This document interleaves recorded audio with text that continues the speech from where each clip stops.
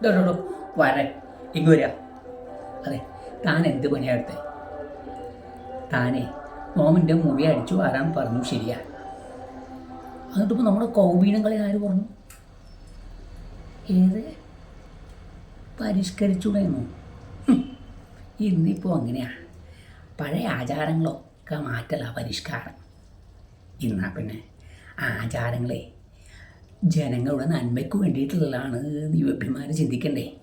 ഇല്ല, പരിഷ്കരിച്ച് ഇപ്പോൾ ജനങ്ങൾ ഇല്ലാണ്ടായിരിക്കും. നോമ് പരിഷ്കരിക്കില്ല. നോം കൗബീനത്തിലാണ് തുടങ്ങിയതേ. നോം അതിലൂടെ തന്നെ പോവുകയുള്ളൂ കേട്ടോ. അതുകൊണ്ട് വേറെ അതങ്ങോട്ട് ശ്രദ്ധിക്കുക. പിന്നെ മറ്റൊരു കാര്യം പറയാം.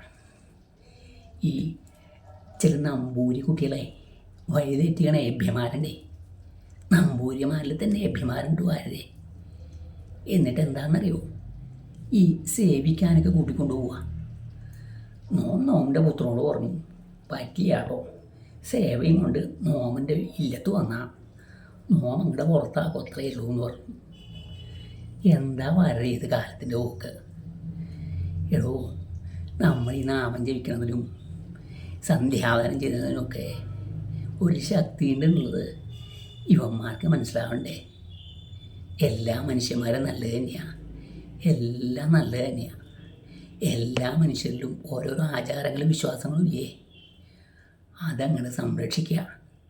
എന്നിട്ട് മുന്നോട്ട് പോയാൽ ഒരു കുഴപ്പമില്ല. ഇതൊക്കെ നശിപ്പിക്കാൻ ശ്രമിക്കും, ആചാരങ്ങൾ അനുഷ്ഠാനങ്ങളൊക്കെ. അവസാനം ഇവനൊക്കെ രക്ഷ ആരേ ഉള്ളൂ?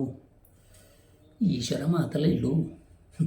കണ്ടാലോട്ടറിയുന്നു ചിലരിതും, കൊണ്ടാലും തിരിച്ചറിയാ ചിലർക്ക് ഏതുമേ എന്നല്ലേ വരേ.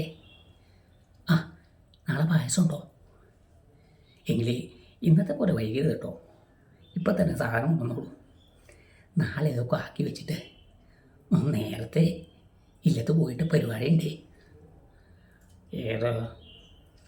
മോന് പൂജയുണ്ടെന്നാണ് പറഞ്ഞത്. ആ, അപ്പോഴേക്കും വേറെ പോവാ മാല കിട്ടുക.